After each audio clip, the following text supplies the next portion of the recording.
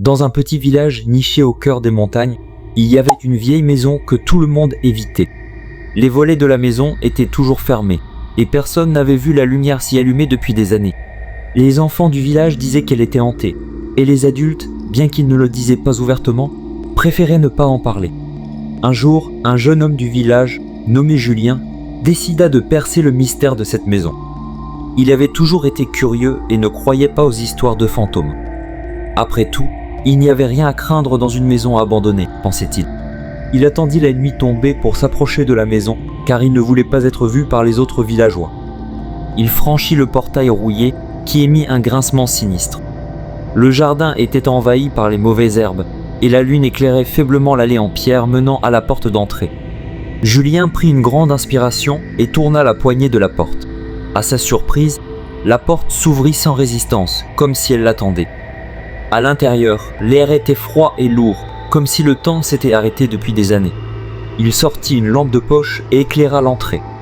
La poussière dansait dans l'air à chaque pas qu'il faisait. Il y avait un escalier en bois qui menait à l'étage, et malgré une étrange sensation de malaise, Julien décida de monter.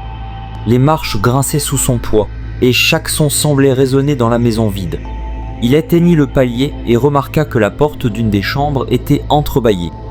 En s'approchant, il entendit un léger murmure venant de l'intérieur. Julien ouvrit doucement la porte. La chambre était vide, à l'exception d'un vieux miroir posé contre le mur. Mais ce n'était pas un miroir ordinaire. Quand Julien s'approcha, il se vit d'abord lui-même, mais plus il regardait, plus son reflet changeait. Le reflet de Julien souriait, mais pas de son sourire. Ce sourire était tordu, malveillant. Avant que Julien puisse reculer, le reflet tendit la main hors du miroir et agrippa son bras. Julien sentit un froid glacial l'envahir. Il tenta de se libérer, mais c'était comme si ses forces l'abandonnaient. Le reflet tira Julien dans le miroir et il se sentit tomber dans un abîme sans fin. La dernière chose qu'il entendit fut un rire dément qui résonnait dans l'obscurité. Le lendemain, les villageois remarquèrent que les volets de la vieille maison étaient ouverts pour la première fois depuis des années. Intrigués, ils s'approchèrent de la maison. Mais à l'intérieur, ils ne trouvèrent personne, seulement un vieux miroir dans une chambre vide. Et depuis ce jour, certains disent que parfois, on peut voir le reflet de Julien dans le miroir, frappant désespérément pour sortir, son visage figé dans une expression d'horreur éternelle.